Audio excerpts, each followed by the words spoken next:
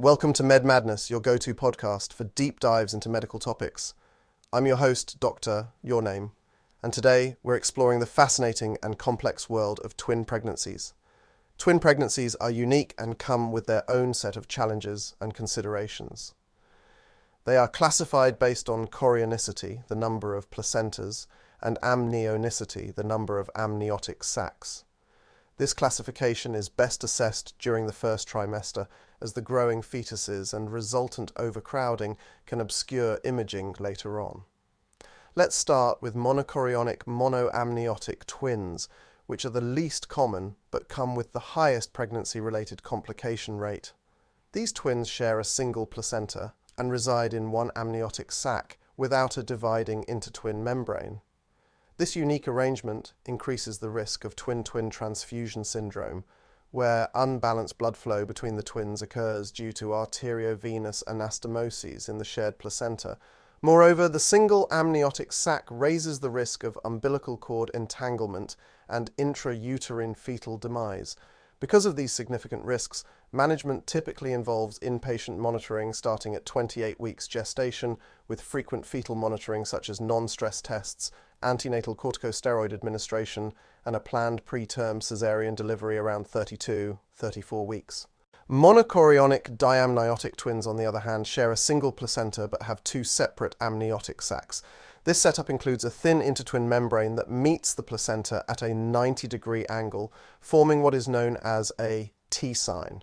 While these twins also face the risk of twin-twin transfusion syndrome, the presence of two amniotic sacs reduces the risk of cord entanglement compared to their monoamniotic counterparts. Then we have dichorionic diamniotic twins, who enjoy the luxury of having two separate placentas and two separate amniotic sacs. Although this setup theoretically reduces complications, the reality is a bit more nuanced. Due to fetal overcrowding, these twins might present with an obscured intertwin membrane, causing the separate placentas to appear fused on ultrasound. This phenomenon can sometimes lead to confusion with monochorionic diamniotic twins. The distinguishing feature here is a thick intertwined membrane and a placental projection where the intertwin membrane meets the placenta, known as the lambda sign. Now, let's shift our focus to the maternal complications associated with twin pregnancies. Mothers carrying twins are at a higher risk of hyperemesis, gravidarum, preeclampsia, gestational diabetes, mellitus, and iron deficiency anemia. These conditions require careful monitoring and management to ensure the health and well-being of both the mother and the fetuses. From the fetal perspective, complications include congenital anomalies, fetal growth restriction, preterm delivery, and malpresentation such as breech presentation. Monochorionic twins, specifically, are susceptible to twin-twin transfusion syndrome, while monoamniotic twins face the risk of conjoined twins and cord entanglement.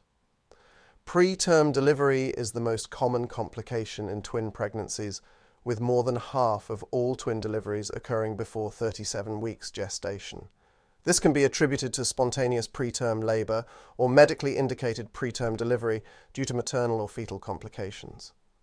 Uterine crowding and overdistension, caused by the presence of multiple fetuses, lead to an increase in prostaglandin production, oxytocin receptors, and contractility within the uterus, ultimately triggering labour. To bring this discussion to life, let's consider a real-life case study. A 29-year-old woman, 28 weeks pregnant with monochorionic monoamniotic twins, visits the hospital for her routine checkup. During her ultrasound, the doctors notice the absence of a dividing intertwin membrane and confirm a single shared placenta.